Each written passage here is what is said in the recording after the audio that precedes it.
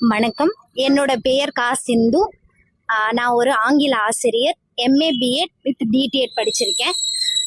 நான் அரசியலுக்கு வர்றதுக்கு முன்னாடியே பயிலகமும் நூலகமும் ஸ்கூல் படிக்கிற குழந்தைங்களுக்கு நடத்திட்டு வரேன்.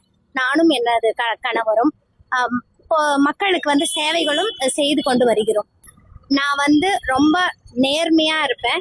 காமராஜர் ஆட்சியை கொண்டு வரதுக்காக நாங்க வந்திருக்கிறோம். இந்த குடியாத்தம் தொகுதியில காமராஜர் ஐயா எப்படி வின் பண்ணாரோ அந்த மாதிரி அவரோட ஆட்சியை தான் நாங்க கொண்டு வரதுக்காக பாடுபட்டு இருக்கோம். அனைவரும் விசில் சின்னத்தில் வாக்களிக்குமாறு மிகவும் பணிவுடன் கேட்டுக்கொள்கிறேன். நிறைய பிரச்சனைகள் இருக்கு.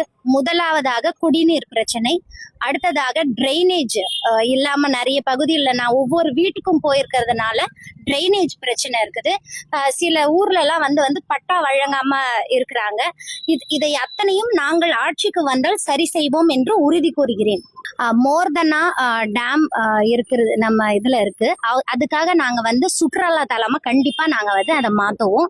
நெசவாளர்களுக்காக ஜவுளி பூங்கா வாக்குறுதி கொடுத்திருந்தாங்க முந்தைய ஆட்சியில. கண்டிப்பா நாங்கள் ஆட்சிக்கு வந்தால் அது ஒரு பூங்காவாக நாங்க மாற்றுவோம், கண்டிப்பா மாற்றுவோம்.